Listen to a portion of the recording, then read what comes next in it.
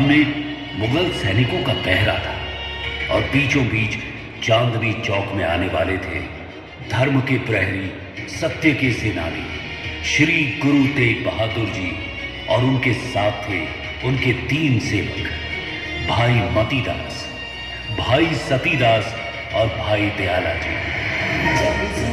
हर एक पहर था, हवाओं में जब लहर था, एक तरफ जब मौत थी, दूजी तरफ जब कहर था, वो आखिरी उम्मीद की लौ बन कर आए थे। हिंद की चादर गुरु तेग बहादुर, हिंद की चादर गुरु तेग बहादुर। औरंगजेब ने भरे दरबार में अपना फैसला सुनाया। गुरु तेग बहादुर इस्लाम कबूल कर ले, वरना मौत का सामना करना पड़ेगा। गुरु जी ने शांत पर दृढ़ स्वर में साफ मना कर दिया। उनकी अडिगता देख औरंगजेब बौखला गया। उसने आदेश दिया कि गुरु तेग बहादुर जी के शिष्यों को एक एक कर यातनाएं दी जाए, ताकि गुरु जी डर से टूट जाए और धर्म परिवर्तन स्वीकार कर लें। गुरु जी के समक्ष भाई मतीदास जी को 2 ऊंचे स्तंभों से बांध लौह आरी से उनकी देह को बीचों बीच चीर दिया गया।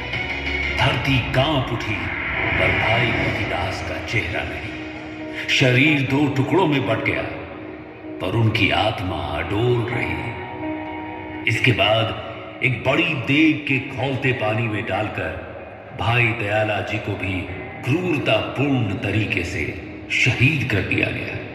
पर उस दौरान उनके होठों पर नाम सिमरन था, वाहे गुरु, वाहे गुरु, वाहे गुरु। देह जल रही थी, पर आत्मा शांत थी। खौलते पानी की हर बूंद सत्य और साहस को नतमस्तक हो रही थी। फिर भाई सतीदास जी को रूई के साथ बांधकर अग्नि को भेंट कर दिया गया। जब उनका शरीर चारों ओर से जल रहा था, मुगलों की रूहें भी कांप उठी, परंतु वे स्वयं शांत भाव से प्रभु की ज्योति में लीन हो रहे थे। हालांकि गुरु तेग बहादुर जी के 3 सेवकों को उनके समक्ष एक एक कर क्रूरता से शहीद कर दिया गया, परंतु गुरु साहिब अभी भी अपने निश्चय और संकल्प पर चट्टान की तरह अडिग रहे। किंतु गुरु जी के लिए तो यह स्वधर्म की विजय का क्षण था। उनके लिए यह उस मार्ग को प्रशस्त करने का समय था जिसने आने वाली सदियों में मुगलों के जुल्मों के खिलाफ पूरे हिंदुस्तान को आवाज उठाने की प्रेरणा दी। बेइंतहा हताशा और असीम क्रोध से भरे औरंगजेब ने वो आदेश दे दिया जिसने इतिहास को सदा के लिए बदल दिया। गुरु तेग बहादुर साहिब का शीश धड़ से अलग करने का फरमान।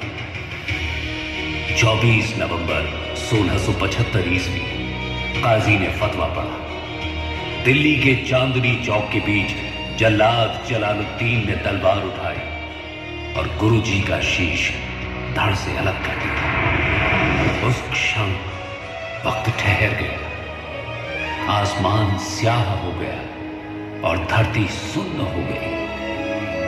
अमानवीय क्रूरता से गुरु तेग बहादुर साहिब का शीश तो धड़ से अलग हो गया, पर उनके बलिदान ने जनमानस पर अमिट छाप छोड़ दी। चारों तरफ मौन छा गया, पर उस मौन में गूंज रही थी एक अमर आवाज।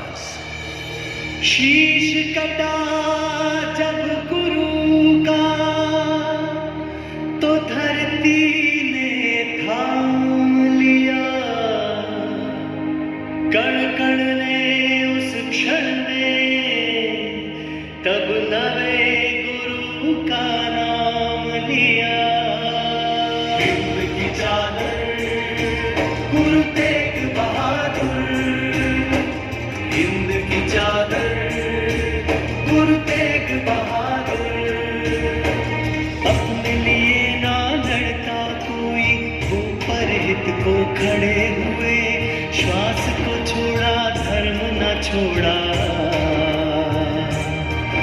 वो अपने वचन पर अड़े रहे, धर्म की रक्षा खातिर बोले शीश कटे तो कट जाए, तिलक जनेऊ की रक्षा को कदम न पीछे हट पाए। वो आखिरी उम्मीद की लौ बन कर आए थे, शीश कटा और धर्म निभा, सोए लोग जगाए थे।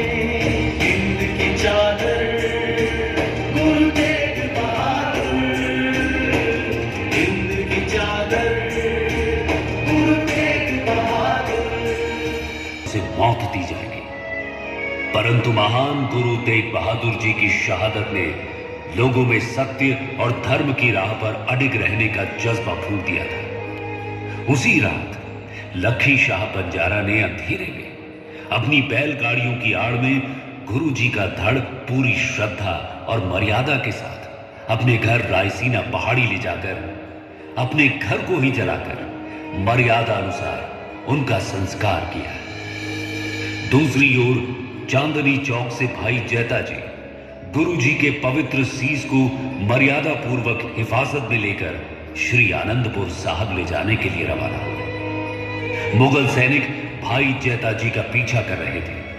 इस दौरान जब भाई जैता जी सोनीपत पहुंचे तो सोनीपत के कुशाल सिंह दहिया ने मुगलों से गुरु जी का सीस बचाने के लिए अपने बेटे से अपना सीस कटवाया ताकि मुगल सैनिक भाई जैता जी का पीछा करना छोड़ दें और गुरु जी का पवित्र सीस आनंदपुर साहिब तक पहुंच सके।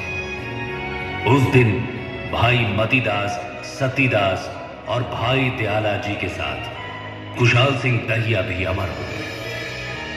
भाई जैता जी हरियाणा के सोनीपत, तरावड़ी, अंबाला होते हुए आनंदपुर साहिब पहुंचे तो 9 वर्ष के बालक गोविंद राय जी ने अपने पिता के पवित्र शीश को श्रद्धा और गरिमा से अपने हाथों में लिया तो वो दृश्य समूची मानवता का गर्व बन गया। उस बालक को लगा कि ये शीश उनके लिए बलिदान की विरासत बनकर आया है। कालांतर में यही बालक सरबंसदानी गुरु गोविंद सिंह बना। श्री गुरु तेग बहादुर साहिब की शहादत और आनंदपुर साहिब के इस ऐतिहासिक क्षण के दृश्य पटल को राष्ट्र कवि मैथिली शरण गुप्त ने इन शब्दों में अमर कर दिया।